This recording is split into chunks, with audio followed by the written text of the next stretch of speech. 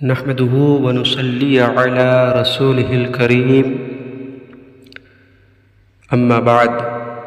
ناظرین کرام، آپ سب سے التماس ہے کہ ہمارے چینل کو سبسکرائب کر لیجئے اور بیل آئیکن کو دبانا نہ بھولیے تاکہ ہماری ہر ویڈیو آپ کو بغیر سرچ کے مل جائے۔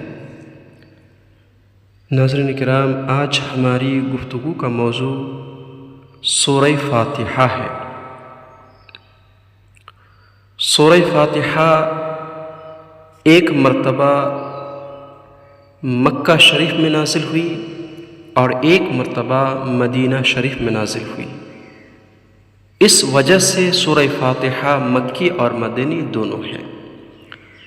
سورہ فاتحہ میں ایک رکوع، 7 آیتیں، 27 کلمے اور 140 حروف ہیں۔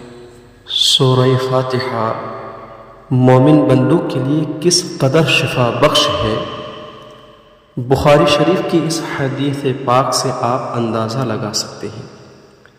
حضرت ابو سعید خدری رضی اللہ تعالی عنہ فرماتے ہیں کہ رسول کریم صلی اللہ تعالی علیہ وسلم کے بعض صحابہ کرام رضی اللہ تعالی عنہم عرب کے کسی قبیلے میں گئے۔ اس قبیلے کے لوگوں نے ان کی مہمان نوازی نہ کی۔ اسی دوران قبیلے کے سردار کو ایک بچھو نے ڈنک مار دیا تو وہ لوگ صحابہ کرام رضی اللہ تعالی عنہم کے پاس آ کر کہنے لگے کہ کیا تم میں سے کسی کے پاس دوا ہے یا تم میں کوئی دم کرنے والا ہے؟ صحابہ کرام رضی اللہ تعالی عنہم نے کہا، تم نے چونکہ ہماری مہمان نوازی نہیں کی، اس لیے ہم اس وقت تک دم نہیں کریں گے جب تک تم اس کی اجرت نہ دو گے۔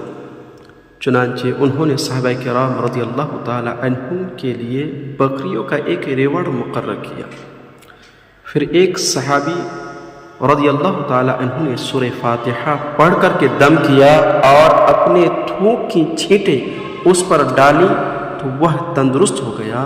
پھر قبیلے کے لوگ بکریاں لے کر آئے تو صحابہ کرام رضی اللہ تعالی عنہم نے کہا، ہم اس وقت تک یہ بکریاں نہیں لیں گے جب تک ان کے بارے میں رسول کریم صلی اللہ تعالی علیہ وسلم سے پوچھ نہ لیں۔ جب صحابہ کرام رضی اللہ تعالی عنہم نے رسول اللہ صلی اللہ تعالی علیہ وسلم سے دریافت کیا تو آپ صلی اللہ تعالی علیہ وسلم مسکرائے اور ارشاد فرمایا، تمہیں کس نے بتایا تھا کہ یہ دم ہے؟ یعنی تمہیں کیسے معلوم ہے کہ سورہ فاتحہ پڑھ کر کے دم کیا جاتا ہے؟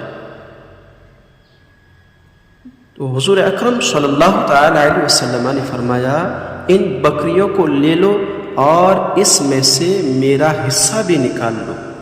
ناظرین کرام، اس حدیث پاک سے ہمیں معلوم ہوا کہ بیماروں پر، مریضوں پر سورہ فاتحہ پڑھ کر کے دم کرنا چاہیے۔